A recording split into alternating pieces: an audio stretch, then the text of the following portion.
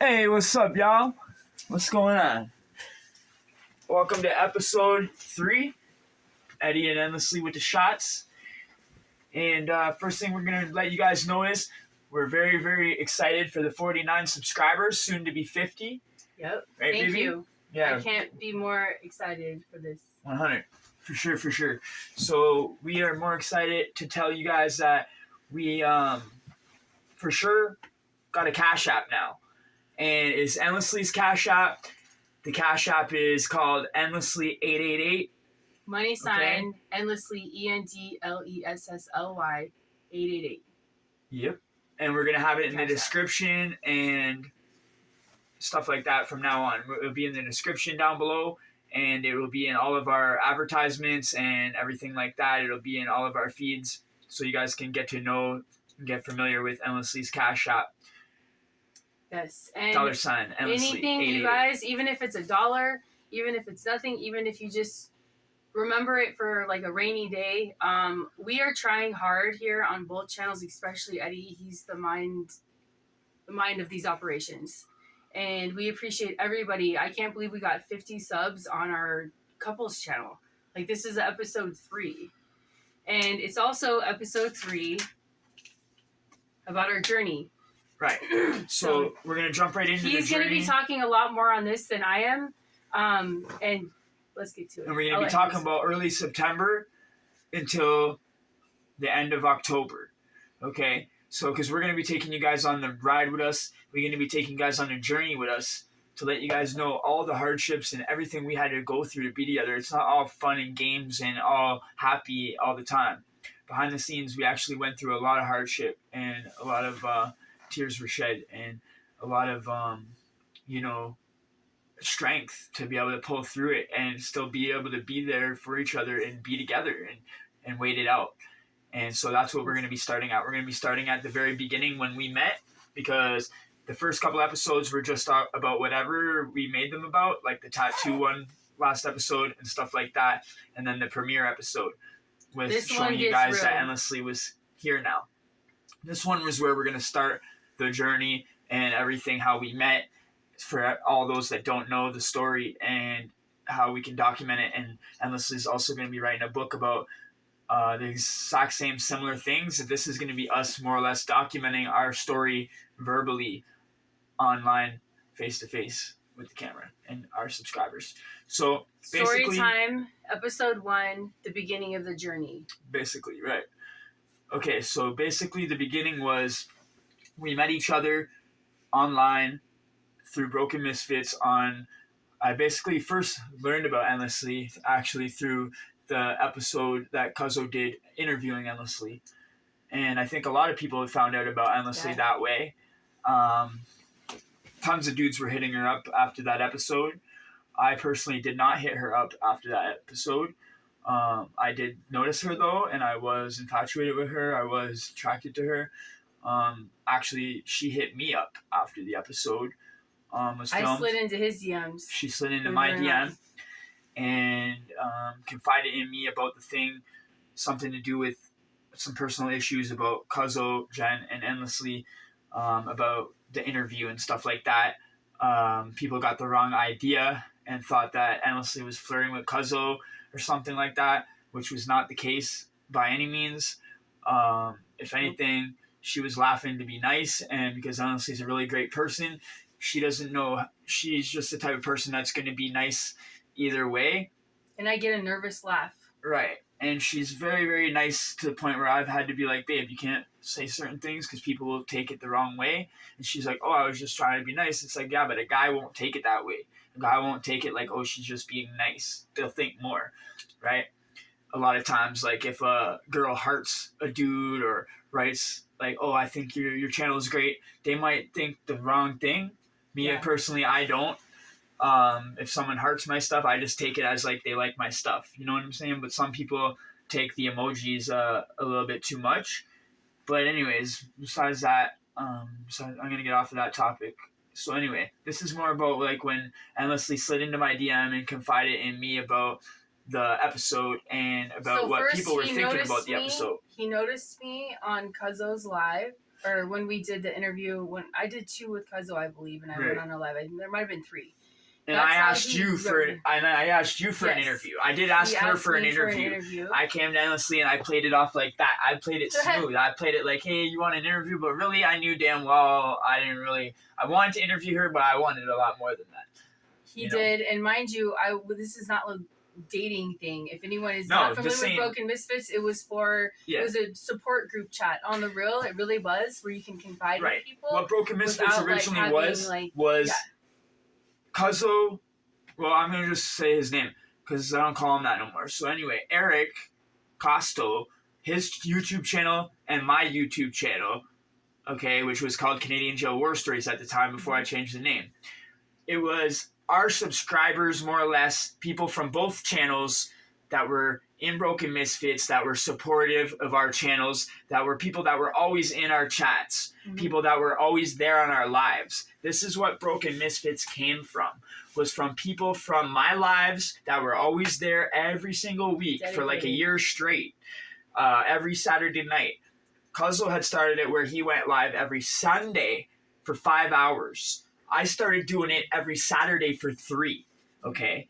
So it was like, bam, Saturday you're there for 3, bam, Sunday you're there for 5. So you're getting 8 hours every weekend with us, basically. I'm in his chat, and unfortunately, I should have seen this right away coming. Like, he wasn't usually in my chat. The odd time he would be.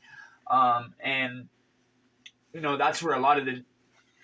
that's where a lot of the loyalty... That's where we found each other, but that's where a lot of the... Later on down the line, I started realizing more and more I was putting too much into it where I wasn't getting back the same kind of respect, the same kind of effort, more or less, into him helping me with mine. Like, he would show up and say stuff like, hey, everybody subscribe to his channel.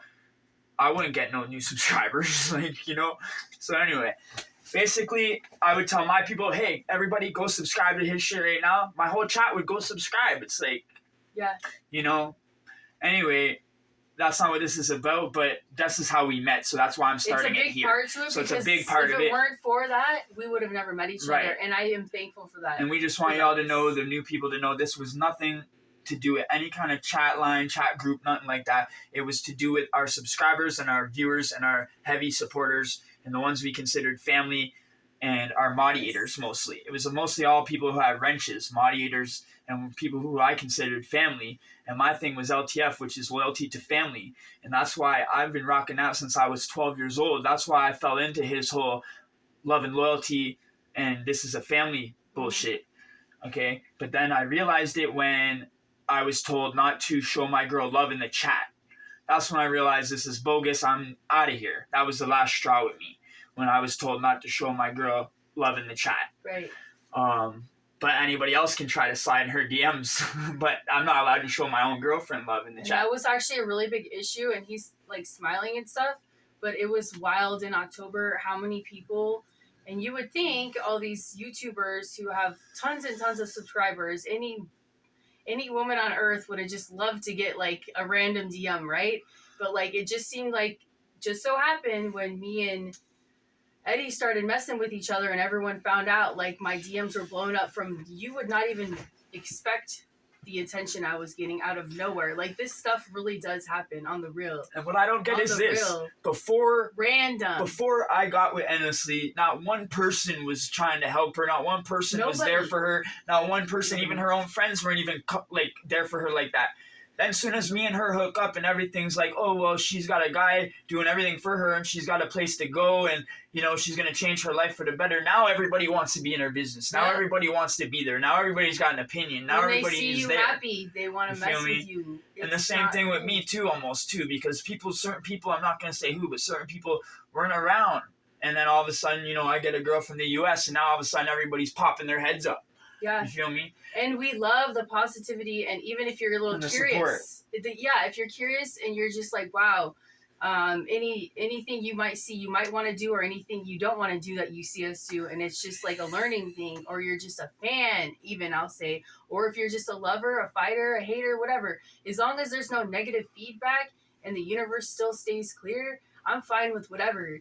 But when people try to interrupt your vibe when you're happy, that's what I care about. And we really are truly happy with each other. It's just we've been through a lot through this, and that's just barely touching the surface. So, True. But for the real ones, you real, and I'll always fuck with you. For the real ones. Yeah. Okay. And then so when me and Endlessly first got serious, it was probably for the first few weeks I was a little more serious than Endlessly was. From about September 26th, when I first started really macking on her, it was after our interview. So what happened was I asked her for the interview, to get an interview with her, which you guys can go back and see. And I interviewed her. We decided to match. So we vibed off the beginning. She had confided in me the night before the interview and kind of told me about the thing about the Cuzzo thing with the... But that was not even really it. That was only like a 5-minute thing. She just basically asked me a question or two about that. It wasn't really much, but it was just like she needed somebody in Broken Misfits to ask a question that was more or less close to them, and I was the closest one to them at the time. Yes. So that's why she asked me, because me and Cuzzo were actually like that at the time, and so that's why she asked. Seeking a good advice on something I didn't want to. Right, and it was totally in her right, because all she asked me was something really easy, and I said no, it didn't even look like that to me. It didn't look like at all like she was hitting on him in the video. It did not, and it didn't come across in that way at all. So anyway, that's what she had asked me, and it didn't come across like that at all. She wasn't. Because when she was laughing in the video, people thought she was trying to flirt. I was nervous. That wasn't a flirting thing. That's that the first time just... I'd been on live was on his channel, and I just felt. Yeah, and you even were very nervous a few times on the channel till I started teaching you and stuff like that. Till I started more or less taking time to really explain it to you and really take my time with you and really take my time and spend a lot of time with you. He taught me to be an interviewer. Yeah. He taught me to be patient, and this is an intense beginning of the journey episode because it was really hard with all this. But he has taught me so much. And so then I promise you. We do the interview, everything's great, and we decided to, because the night before she also confided in me about what was going on in her real home, family life, and stuff like that, I felt really okay, I'm into this girl, and I'm going to put my foot in here where it doesn't belong. But marriage of 14 years that had been on the rocks for at least 4 years, sleeping in a living room and a bedroom. Separately. We'll read my book and find out everything. I was going through the same thing, sleeping on the couch and my ex in the bedroom. So I kind of could relate to it a lot, and I was like, you know what? I'm gonna go for a chance here and just be here for her. And I had even told her that I'll just be her friend and just not do anything in person or anything like that. Don't even plan to meet up until 2025. I said to meet for the first time. I even said I would just be there for her for a couple years, didn't I? And we weren't even seeking love like this. Yeah. It just fell into place. Exactly. And I want to say this. I'm just going to say it. I don't care because this is the first of the journey. Right. If anyone thinks I was a floozy or messing with all these prison content people, I dare you to show a picture of me that's not already on my Instagram. I dare you. Prove it. Besides Eddie and the dude I was with for well over 14 years, ain't nobody got nothing on me. I had to say it because people think she means any pictures or anything like that isn't up online already on her IG. Anything that's not her wearing her booty shorts and her showing her legs off. If you're on my IG, it's about to be public. It's about to be public this week. This Saturday. So anyone that can take a video of you twerking in the mirror or whatever and try to manipulate that in any way, we already know about all that. Nobody has pictures. That ain't bother me, obviously. I've known about that since day one, and you ain't gonna trip me up. And I know damn well no one has no pics of my girl. Nothing. Because somebody would have came out and showed it by now. Oh, so you know how many people have tried to break us up or come between us? Hello, people. The last straw with Cuzzo was when he told me the only reason Endlessly is going out with me is because she wants to get closer to him. That's when I fucking quit the group, yo. And I don't think I'm all that in a bag of chips. I ain't that special. It's when just your own when homie says that shit to you, people go out their way to dude, try to and it ain't even your homie in real life. It's a fucking coworker, a coworker type homie. Yeah. It's like, yo, dude, I don't need this. That's as if you're working at a real job and a coworker does that shit to you. It's like, yo, this shit ain't cool. I'm quitting this shit. But I didn't have nothing against my subscribers or my people who supported me or my viewers. It had nothing to do with them or Jen or a lot. Jen, you're awesome if you're watching this, girl. I know Jen watches a lot of our content, and there ain't nothing wrong with her. Cool. She's cool. It had nothing to do with Anna. It didn't have nothing to do with any of them people. It had mostly 100% to do with, you know, the whole him. thing in general. Him in general, and a couple of his homies. That's all I'm gonna say. You know, and that's it. And I don't hold no grudges to this day. I could care less about what happened in the past because I go on with my life.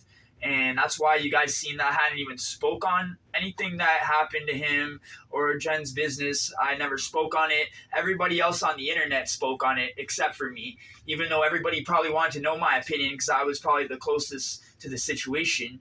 That would they probably expected me to jump on that and, like, you know, what everyone else did. Grown. I would have the most right to do it. Yeah. To tell you the truth. Yeah. I think I would have more right to anyone to do it, but I didn't. Yeah. And I didn't go make them look bad and shit like that. But everyone knows what happened, and we might have to make the first one into 2 parts Jen, here. you know?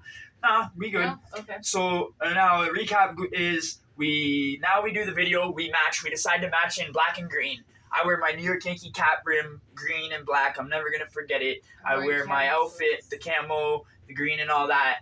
And it was awesome. Yeah, so I think I had the best time ever just doing it with her, teaching her and stuff. I think it's a really good interview. She gets better and better every single interview. You can see as the progression goes on. By the time we're into our series, she's like really gets really good at it. Thank you. And her editing skills are awesome. This is the type of girl that I needed in my life to progress me and elevate me to the next level.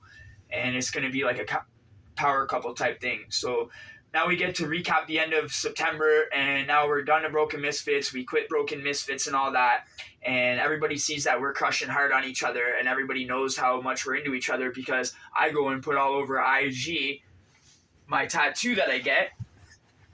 Well, that I tattoo on my own self, which is this one right here, this Endlessly tattoo. And it's a number 8 like this, right? This is what Endlessly had. So what I did was I got her to put it up on the screen, on the computer. I traced it, the exact measurement, and then I tattooed it. We're only 17 minutes in. It's imperfect. We're good for the 40-minute interview, so we're perfect. It's so supposed to be imperfect, by the way. It's supposed to be imperfect, and I replicated her exact one. Okay. Now, this is the date I just did the other day on our anniversary. This is our anniversary date, October 1st, when we first made it official. Mm-hmm. When she first, made it official and everything like that. Okay. So that's what the first thing was, which was awesome. And that's when everybody started knowing I was dead serious about her, that I wasn't playing, and, this is my girl and I ain't playing around, and I'm tattooing this on my body right now, and I'm 100% into this. And that's when a couple people got upset, and that's when all shit hit the fan. That's when she started getting... He wanted to do it, by the way. I've said this 100 times. She didn't even know I was doing it at first. I just told her to do it. He was doing it. Yeah, I told her to hold her picture up, her thing up, and I did it. You didn't really know what I was doing at first. You thought I was just taking pictures of your tattoos and stuff. I didn't know what he was doing. It was a surprise. It was a secret. And then that's when your DMs just blew up like crazy,